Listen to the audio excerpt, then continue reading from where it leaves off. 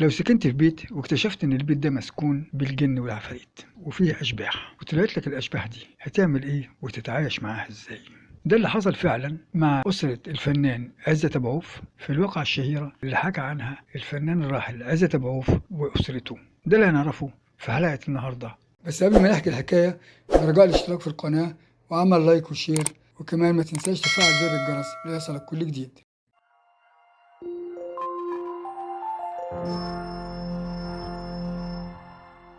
في 5 مارس سنة 1927 صحيت مصر كلها على خبر مقتل سولومون شيكوريل. مين سولومون شيكوريل ده؟ ده واحد من أغنى أغنياء مصر، وعشان نعرف حكايته لازم نرجع لورا شوية. في القرن ال19 اتعرض اليهود في أوروبا لمذابح أجبرت عدد كبير منهم على الهجرة للدولة العثمانية، ومنهم عائلة إيطالية اسمها عائلة شيكوريل. سنة 1864 في مدينة أزمير في تركيا اتولد مورينيو شيكوريل، ومن أزمير هاجر لمصر واشتغل في محل بيملكه واحد يهودي اسمه هانو. لكن في سنة 1909 ساب مورينيو شيكوريل محل هانو وأسس محل خاص بيه، وبمساعدة ولاده الثلاثة سولومون ويوسف وسلفادور كبر المحل وأصبح إمبراطورية كبيرة. بعد كده عمل فروع كتيرة وكون ثروة ضخمة جدا. كنا بنشوف طبعا في الأفلام القديمة اسم شيكوريل كده بيظهر في التترات بتاعة الأفلام، وأصبح واحد من أغنى أغنياء مصر. كان عنده سلسلة محلات حلويات وسلسلة محلات لبيع الملابس الجاهزة والسلع الاستهلاكية ومجموعة كبيرة من المصانع، والمحلات بتاعته كان زباينها من الطبقة الراقية جدا، حتى وصل ان من زباينه كانت العيلة المالكة نفسها. بعد وفاة الأب اتولى ابنه سولومون إدارة الشركة وكبر فيها أكتر وزودها أكتر وأصبح أكثر ثراء من أبوه بكتير. وسنة 1927 صحي أهل القاهرة على أصوات بياعين الجرايد وهم بيزعقوا اقرا الحادثة اقرا الحادثة مقتل سولومون شيكوريل. وأصبحت جريمة مقتل سولومون شيكوريل حديث الناس وحديث الصحافة والشغل الشاغل للبوليس، اللي في خلال أيام بسيطة جدا قدر يقبض على الجناة، وكانوا 4 أفراد. اعترف القتلة الأربعة. المتهم الأول أنستاسي خريستو جورجيو، وده يوناني، كان السواق الخاص بالقتيل وهو اللي طعنه 11 طعنة بمساعدة السواق الخاص بمرات القتيل اللي سهل لهم عملية الدخول وأرشدهم لمكان المجوهرات والحاجات الثمينة اللي كانت موجودة في الفيلا. اتعدم الأربعة بعد ما أدوا باعترافاتهم. إيه اللي حصل بقى؟ وفقا لاعترافات المتهمين اتسللوا لداخل الفيلا وخدروا مرات الخواجة بمنديل حطوه على بقها، ولما حاولوا يخدروا الخواجة نفسه قاومهم، فقام أنستاسي بطعنه ب11 طعنة في أماكن متفرقة من جسمه. مرات الخواجة ما اتخدرتش كامل، ما غابتش عن الوعي تماما، داخت ووقعت، لكن هم ظنوا ان هي اتخدرت، ما كانتش فاقده الوعي تماما، وبالتالي قدرت تشوف الجريمه وتعرفت على الجناة وهي اللي ارشدت عليهم. عشان كده البوليس قبض عليهم بسرعه وانهاروا واعترفوا. بعد ما قتل سولومون شيكوريل باقل من شهر، بص ابنه الصغير من شباك الفيلا على شجره مانجا مزروعه في جنينه الفيلا، ومد ايده عشان يتناول مانجايه، لكن اختل توازنه ووقع من الدور الثاني ميت في الحال. مرات سولومون اللي نجت من حادثة القتل أصيبت باكتئاب حاد، خصوصا بعد وفاة ابنها، ناولت السم وانتحرت، وفضيت الفيلا واتقفلت لمدة 30 سنة من سنة 1927 لسنة 1957. لغايه كده الموضوع ماشي وعادي جدا. بدأ بقى بعض الناس يتهمسوا في حاجات غريبه بتحصل حوالين الفيلا، اللي يقول لك ساعات النور ينور ويطفي لوحده فجاه كده بدون سبب، اللي ساعات يقول لك انا وانا ماشي جنب الفيلا سمعت صوت مزيكا او صوت بيانو بيعزف وحاجات من هذا القبيل. المهم لما قامت ثوره 23 يوليو وبعد العدوان الثلاثي تحديدا، بدأ عمليه مصادره او تأميم لممتلكات اليهود، ومن ضمنها كانت شركه شيكوريل دي بكل ممتلكاتها بما فيها الفيلا. الضابط احمد شفيق ابو عوف هو ضابط وفنان واب لعيلة من أشهر العائلات الفنية في مصر، والد الفنان الراحل عزت أبو عوف والفنانة الراحلة مها أبو عوف. اشترى الفيلا من الحكومة لما عرضتها للبيع، اشتراها. ناس كتير حذروا أحمد شفيق أبو عوف من شراء الفيلا دي، لكنه أصر على شرائها. خد الكلام ده بسخرية، يعني افتكر إن هم مش عايزين يشتري الفيلا أو مش عايزين مثلا يكون جار ليهم أو حاجة زي كده، فأصر على شرائها واشتراها فعلا. لكن بمجرد ما العيلة سكنت الفيلا بدأت تحصل الحاجات اللي حذروه منها في أوقات معينة.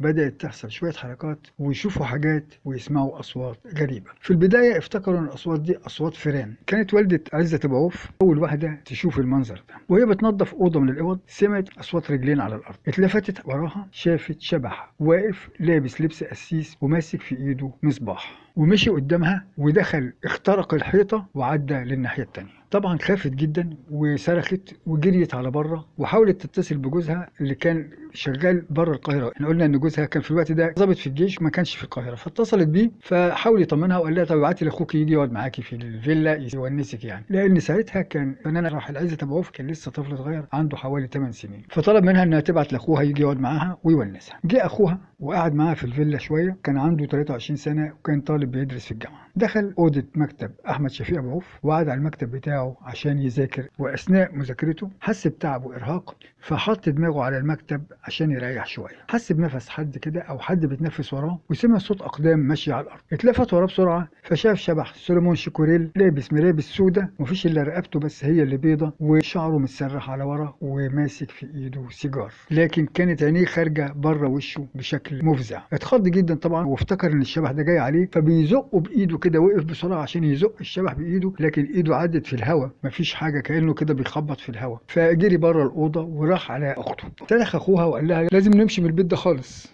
يلا بينا نخرج من الفيلا دي. لما بصت له اندهشت جدا وخافت اكتر لان اخوها منظره نفسه اتغير. احنا قلنا ان كان عنده 23 سنه لسه، شعره ابيض فجاه واتنصب كده كانه مسامير او تين شوكي. بعد كده كان موعد الشبح مع الراحلين عزت ومها ابو عوف. كانوا الاثنين صغيرين وكانوا بيلعبوا بيانو. البيانو ده كان هو الوحيد كان موجود من الاساس بتاع الفيلا، كان في نوتة موسيقية موجودة في شنطة، فهم الاثنين اتخانقوا، روح هات النوتة دي، لا انت قومي هاتها انت، وهكذا زي اي طفلين مثلا بيتصارعوا او بيتخانقوا على حاجة. اتفاجئوا بان الشنطة بتتحرك وتتفتح والنوتة بتخرج منها وتتحط قدامهم على البيانو. الاثنين صرخوا وجريوا على امهم في حالة ذعر غير عادية. بلغت جوزها مرة تانية وقالت له الموقف ده حصل معايا وحصل مع اخويا وحصل مع الاولاد دلوقتي، ما ينفعش وانا لازم اسيب البيت. سخر من كلامها وضحك كده وقال لها طب لو في الخير يطلع لي كده، مفيش حاجه اسمها اشباح ولا عفاريت، كبري مخك ودي تهيؤات. وقعد بقى يقول لها الكلام دوت. وهنا بدا مرحله جديده من التحدي. قرر الشبح انه يفرض نفسه على كل افراد الاسره بلا استثناء، وخصوصا احمد شفيق ابو عوف اللي كان منكر لوجوده ومش معترف بوجود هذا الشبح. حب يثبت له ويقول له لا انا موجود ومعاك في نفس الفيلا، فبدا يظهر له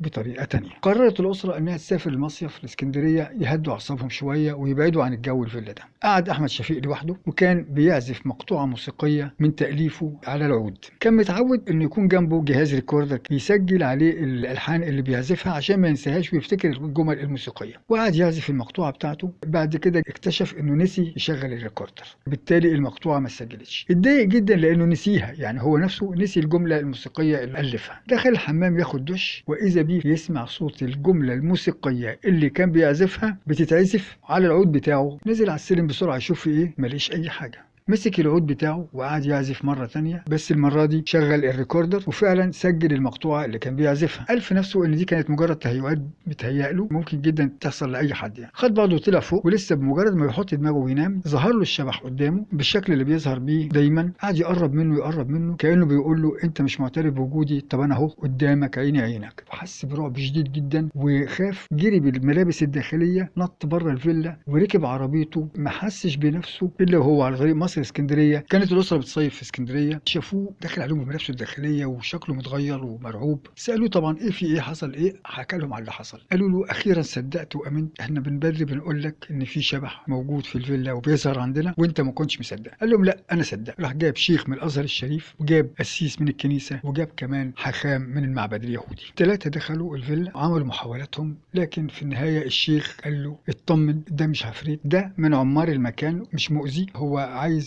يعيش معاكم ووسطكم في الفيلا، هو متعلق قوي بالمكان وعايز يعيش في وسطكم في الفيلا، اعتبروه كواحد منكم، محدش يحاول يخرجه والا هيأذي اي حد يحاول يخرجه ويمكن كمان يقتله. وقال له ان الشبح متعلق بالقصر ده لان زوجته وابنه اتوفوا فيه ووفاتهم ما كانتش طبيعيه، فهو ليه ذكريات في القصر وعايش فيها ومتمسك بالمكان ومش هيخرج مهما كان. مش بس اهل الفيلا هم اللي شافوه، لكن برضه بعض الزوار، منهم الفنانه يسرا كانت صديقه مقربه لمها ابو عوف. ففي يوم كانت بايته عندهم وشافت الشبح فنطت من شباك الفيلا بالبيجامه وجريت على فيلا خالتها اللي كانت جنب فيلا عزت ابو عوف ده، جريت وراحت على هناك. مره ثانيه كان الفنان الراحل فريد شوقي وهو معروف طبعا بانه وحش الشاشه وبطل اكشن وحاجات كتيره قوي، كان عندهم في زياره فحكوا له على موضوع الشبح وبتاع، بعد يسخر منهم كده وقال لهم الكلام ده مش معقوله يعني انا مش مصدق الحاجات دي، وطب لو موجود كده يطفي نور الفيلا كده ولا ينور ولا بتاع. فجاه بصوا لقوا نور الفيلا كله بيطفي وينور ويطفي تاني وينور. فريد شوقي وحش الشاشة جري خارج الفيلا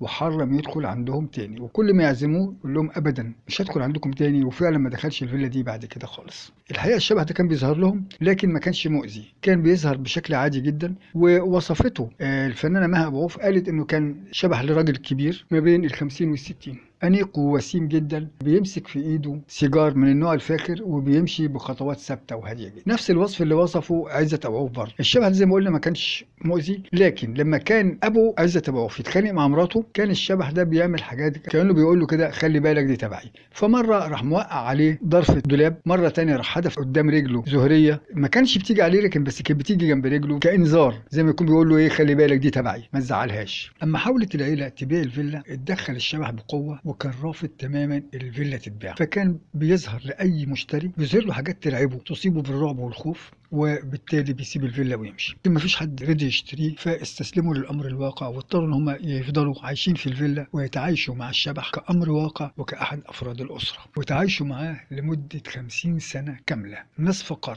من 1957 لغايه 2007. توفى الاب سنه 2004 وبعديها ب3 سنين سنه 2007 باعوا الفيلا للحكومة مرة تانية. الحكومة هدتها اتبنى مكانها السفارة الفرنسية. ده موضوع الفيلا وشبح سليمون شيكوريل اللي عاش مع أسرة الفنان الراحل عزت أبو عوف لمدة 50 سنة. الحكاية دي حقيقية مش من نسج الخيال ولا حاجة، الموضوع اتحكى على لسان الراحلين عزت ومها أبو عوف، وفي تسجيلات صوتية وفيديوهات وهم بيحكوا عن الموضوع دوت. بعد مشاهدتك للفيديو ده يا ترى ايه تفسيرنا للي بيحصل ده؟ هل هو عفريت بيتجسد في شكل القتيل، ولا روح القتيل هي اللي بتجوب وتتمشى في أرجاء المكان وتظهر للناس اللي ساكنين في المكان؟